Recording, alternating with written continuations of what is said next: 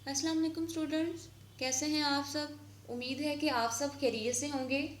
FSc part 1 bio chapter number 2 हम discuss कर रहे थे, बायोलॉजिकल मॉलिक्यूल्स। और आज हम उसका न्यू टॉपिक जो है वो स्टार्ट करेंगे, प्रोटीन्स। तो अगर हम प्रोटीन्स को डिफाइन करें तो हम कहते हैं कि प्रोटीन्स जो हैं any of class of nitrogenous organic compounds which have larger molecules composed of one or more long chains of amino acids। हम कहते हैं कि प्रोटीन्स जो हैं ये नाइट्रोजनस ऑर्गेनिक कंपाउंड्स हैं जिनके पास लार्जर मॉलिक्यूल्स होते हैं जो एक या एक से ज़्यादा long chains of amino acid से मिलकर बने हुए होते हैं, और ये इसेंशियल पार्ट हैं जितने भी लिविंग ऑर्गेनिजम्स हैं उनका।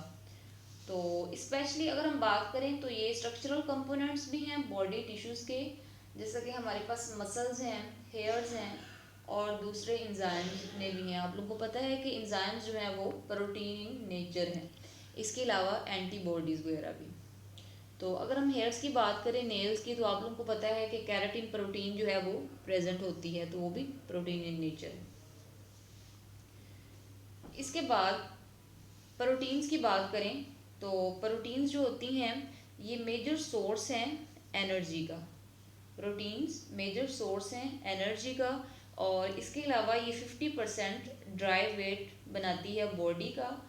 और इसके अलावा अगर हम टाइप्स और सारे अमाइनो एसिड्स की बात करें तो हम कहते हैं कि जितने भी इंजाइम्स हैं वो प्रोटीन इन नेचर होते हैं, वो प्रोटीन के बने होते हैं। स्पेशली इसमें ग्लोब्यूलर प्रोटीन्स होती है जो कि सारे जो मेटाबॉलिक रिएक्शंस हैं, मेटाबॉलिक फंक्शंस हैं, उनको कंट्रोल करती है। और तमाम इंजाइम्स प्रोटीन होते हैं जो कि मेटाबॉलिक रिएक्शंस को रेगुलेट करती है। इसके अलावा प्रोटीन जो हीमोग्लोबिन है ये भी एक अहम प्रोटीन है जो कि बॉडी के अंदर प्रेजेंट होती है।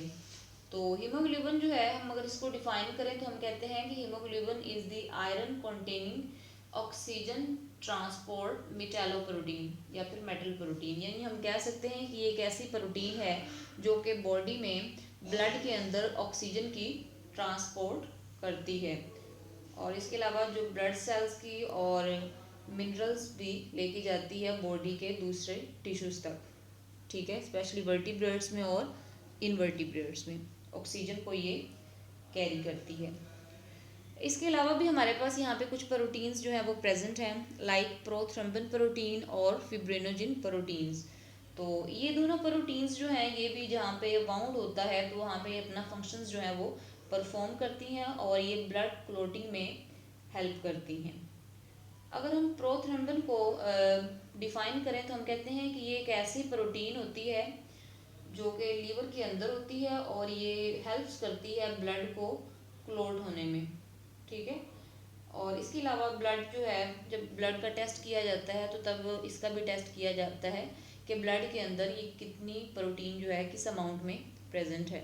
इसी तरह से फिब्रिनोजिन है, ये भी ब्लड क्लोटिंग में हेल्प करती है। इसके अलावा अगर हम बात करें तो हम कहते हैं कि कुछ प्रोटीन्स जो हैं वो एंटीबॉडीज़ के तौर पे काम करती हैं।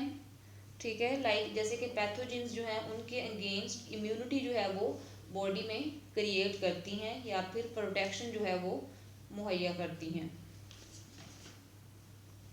मुख्तलिफ बैक्टीरिया होते हैं और जर्म्स वगैरह जो हैं उनके खिलाफ ये डिफा करती हैं, डिफेंस करती हैं। इसके अलावा अगर हम सेल डिवीजन की बात करें तो सेल डिवीजन में भी प्रोटीन्स जो हैं वो अपना एक अहम किरदार अदा करती हैं। जैसे कि अगर हम एनाफेज की बात करें तो एनाफेज में क्या होता है, एनाफेज में सेपरेशन हो जाती है क्रोमोसोम्स की, और इसमें जो प्रोटीन होती है वो एक्टिन होती है, और इसमें एक्टिन फिलामेंट्स जो हैं वो बनते हैं। तो इसमें भी सारी प्रोटीन्स जो हैं वो आ जाती हैं। ये सारी प्रोटीन्स और उनके फंक्शंस में हम कह सकते हैं कि प्रोटीन्स जो हैं ये हमारी बॉडी में मोस्टली फंक्शंस को कंट्रोल कर रही हैं। अगर हम इस तरह से बात करें तो प्रोटीन्स जो हैं इनके जो बिल्डिंग ब्लॉक्स हैं वो हैं अमाइनो एसिड्स। ठीक है, अगर हम अमाइनो एसिड्स को डिफाइन करें तो हम कहेंगे कि अमाइनो एसिड्स जो हैं ये ऐसे मॉलिक्यूल्स हैं जो कि कंबाइन करते हैं प्रोटीन की फॉर्म में।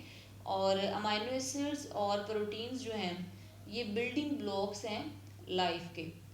जब प्रोटीन्स की डाइजेशन होती है या फिर उसकी ब्रेक डाउन होती है तो फिर एज अ रिजल्ट जो हमारे पास कंपाउंड बनता है वो अमाइनो एसिड्स होते हैं, और ये भी एनर्जी का सोर्स हैं। अगर हम बॉडी की बात करें तो बॉडी में जो है 170 टाइप्स के जो अमाइनो एसिड्स हैं वो पाए जाते हैं, जो कि मुख्तलिफ सेल्स और टिश्यूज़ में पाए जाते हैं। इनमें से जो 25 हैं वो ऐसे हैं जो कि कॉन्स्टिट्यूएंट्स हैं डिफरेंट प्रोटीन्स के। और इसके अलावा इनमें जो ज़्यादातर प्रोटीन्स हैं वो 20 किस्म के अमाइनो एसिड्स से मिलकर बनती है। इसके अलावा कुछ प्रोटीन्स जो हैं उनमें 3000 से भी ज़्यादा अमाइनो एसिड्स जो हैं वो मौजूद होते हैं, जो कि एक लंबी पॉलीपेप्टाइड चेन्स जो हैं उसमें होती हैं। और ये 20 अमाइनो एसिड्स जो हैं ये मुख्तलिफ चेन्स के सीक्वेंस में अरेंज होते हैं। और इसके अलावा जब एक पेप्टाइड बनती है तो अमाइनो एसिड्स के चेन्स जो हैं वो अरेंज होते रहते हैं। और कार्बन जो है जिसे कि हम यहाँ पे अल्फ़ा कार्बन कहते हैं, इसके राइट साइड पे आप लोग देख रहे हैं कि ये कार्बोक्सिलिक ग्रुप है। और अगर हम बात करें लेफ़्ट साइड की तो यहाँ पे जो है अमाइनो ग्रुप लगा हुआ है। तो आप लोग देख रहे हैं कि एक तरफ जो है वो हाइड्रोजन ग्रुप है, हाइड्रोजन एटम है, और दूसरी तरफ जो है वो आर ग्रुप है। तो अगर हम बात करें आर ग्रुप की तो आर ग्रुप जो है वो यहाँ पे फंक्शनल ग्रुप के तौर पर काम कर रहा है और ये बॉन्डिंग बनाते हैं। जैसे कि ये हिस्से और दूसरे अमाइनो एसिड जो हैं वो यहाँ पे आके अटैच हो जाएंगे। दूसरा जो अमाइनो एसिड है उसका ये नाइट्रोजन वाला एरिया जो है वो इधर आके बॉन्डिंग जो है वो बनाएगा। इसी तरह से जो कार्बोक्सिलिक ये ग्रुप आप लोगों को नज़र आ रहा है ये बॉन्डिंग बनाएगा अमाइनो एसिड के नाइट्रोजनस कंटेनिंग कंपाउंड के साथ। और फिर इसी तरह से क्या होता है कि एक पॉलीपेप्टाइड चेन जो है वो बन जाती है और फिर प्रोटीन्स जो हैं वो भी चेन्स की शक्ल में अरेंज हो जाती हैं।